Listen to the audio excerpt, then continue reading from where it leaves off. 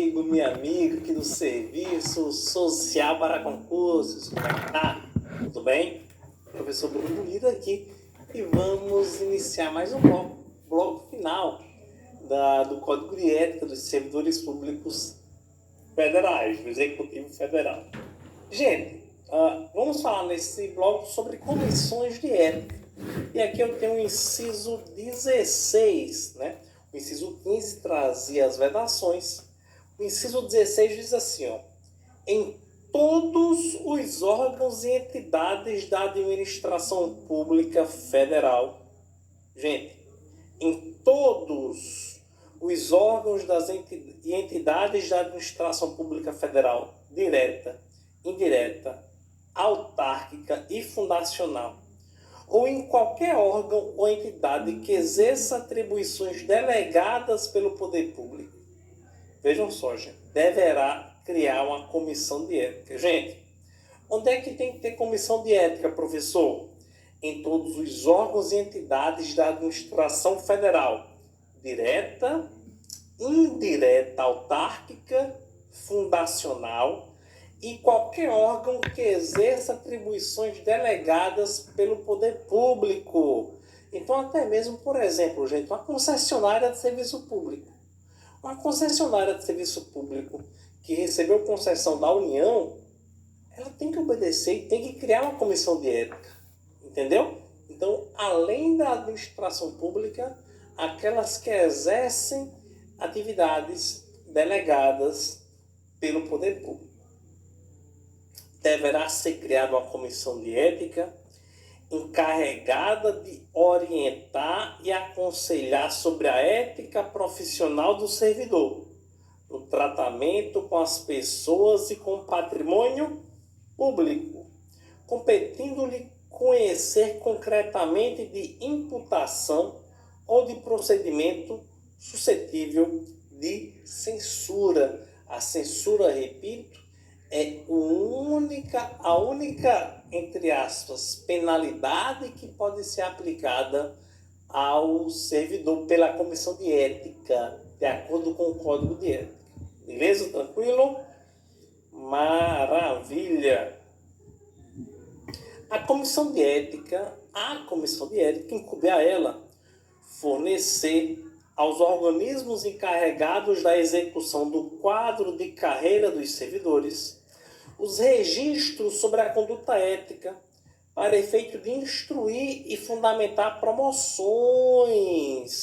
e para todos os demais procedimentos próprios da carreira do servidor público. Interessantíssimo, tá, gente? Vejam só.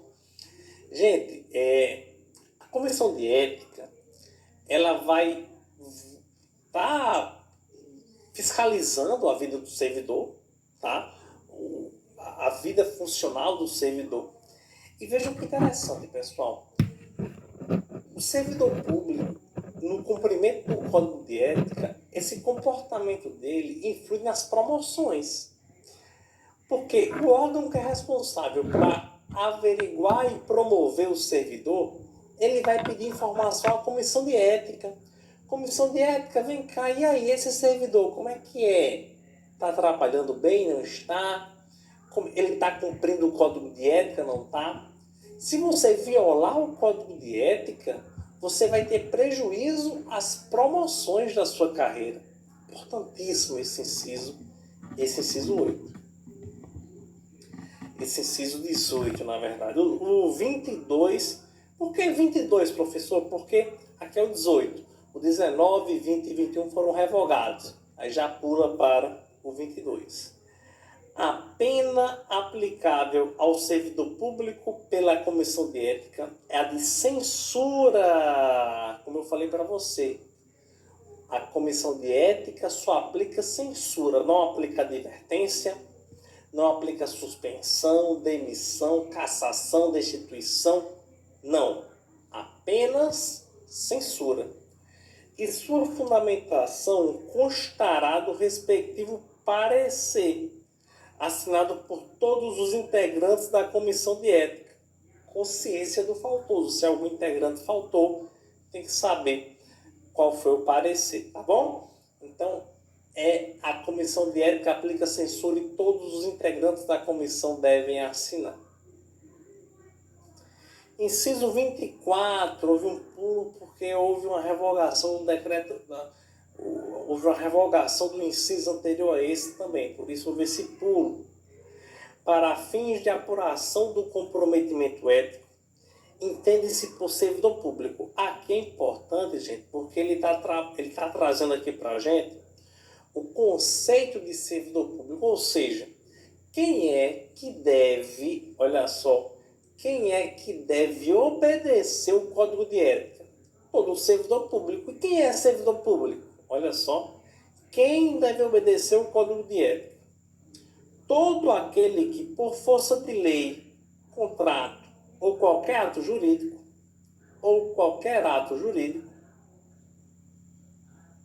todo aquele que preste serviços de natureza permanente, temporária ou excepcional, ainda que sem remuneração, desde que ligado direta ou indiretamente a qualquer órgão do poder estatal, como autarquias, fundações públicas, até mesmo, gente, entidades paraestatais, Sistema S, OS, OCIPs, OSC, entidades de apoio. Também que seja ligado às empresas públicas, sociedades de economia mista, em qualquer setor onde prevaleça o interesse do Estado. Então, vejam, servidor público que deve obediência ao Código de Ética são esses que são ligados, que têm vínculo, mesmo que transitório, mesmo estagiário, mesmo aquele cargo comissionado, todos esses devem obedecer o Código de Ética. Tranquilo, beleza? Todos esses que têm um vínculo em qualquer dessas entidades que a lei traz. Show de bola, gente. Vamos fazer questões para finalizar nossa aula. Questão 9 diz assim: no âmbito de órgãos e entidades da administração pública federal direta, indireta, autárquica e fundacional, as comissões de ética poderão aplicar aos servidores públicos, quando pertinente, a pena de censura, tá? Não tem destituição, não tem demissão, nem advertência, nem suspensão. Comissão de ética, no máximo a censura. E para fechar a questão 10, o Código de Ética Profissional do Servidor Público Civil do Executivo Federal é inaplicável aos funcionários das entidades paraestatais. Está errado, se aplica a paraestatal também. Paraestatais, empresas públicas, sociedades de economia mista, qualquer entidade que tenha vínculo com a administração. Tranquilo, gente? Beleza? Por isso está errada a questão 10 e assim a gente fecha a nossa aula do Código de Ética do Servidor Público Civil do Poder Executivo Federal. E você, meu amigo, minha amiga, muito obrigado pela sua participação aqui na nossa aula. Muito obrigado por você escolher nós do Serviço Social para Concursos para fazer parte do seu projeto de aprovação.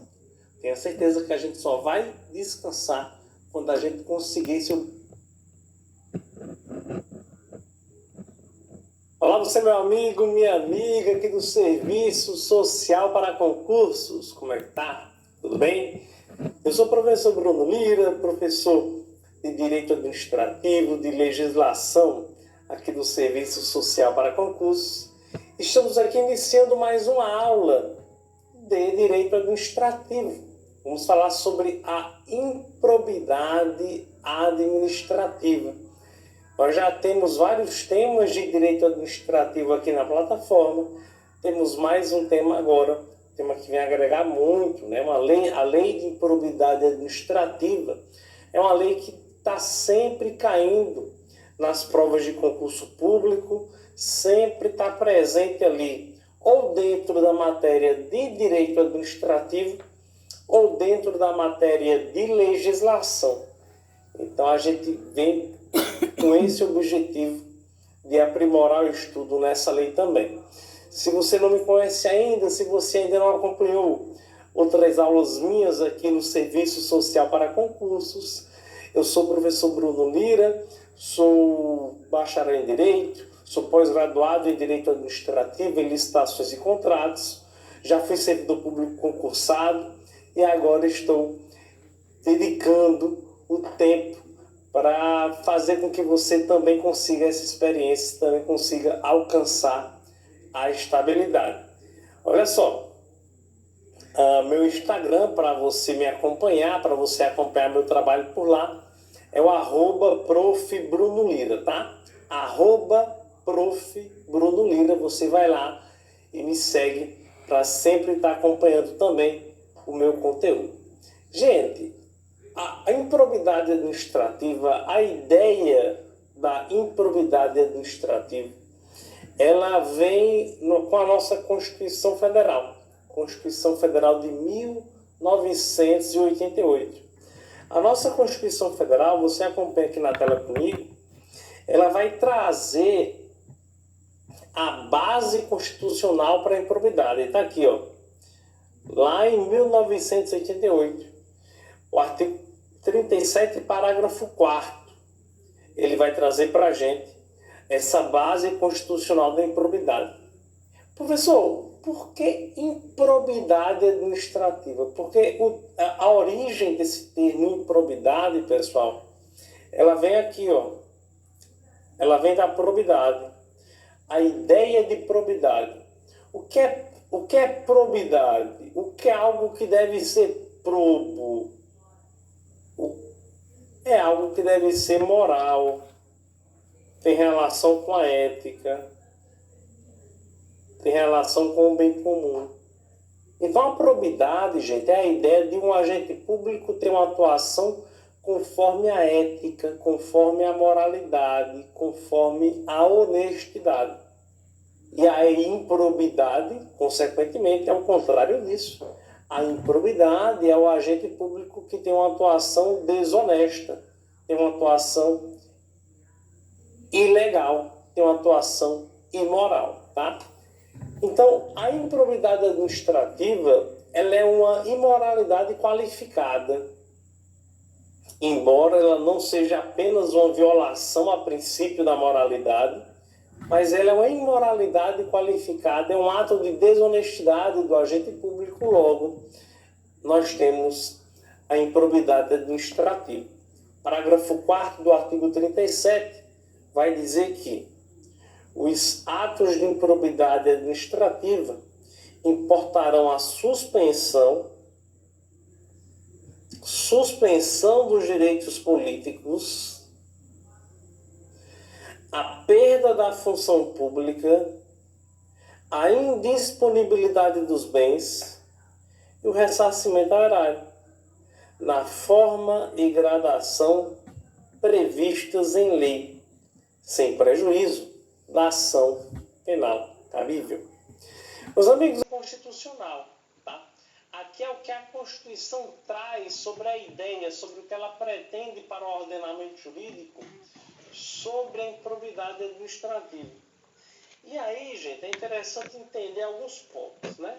O primeiro ponto é o seguinte: ele vai dizer que o ato de improbidade ele traz como consequência essas penalidades. Importarão. Ok.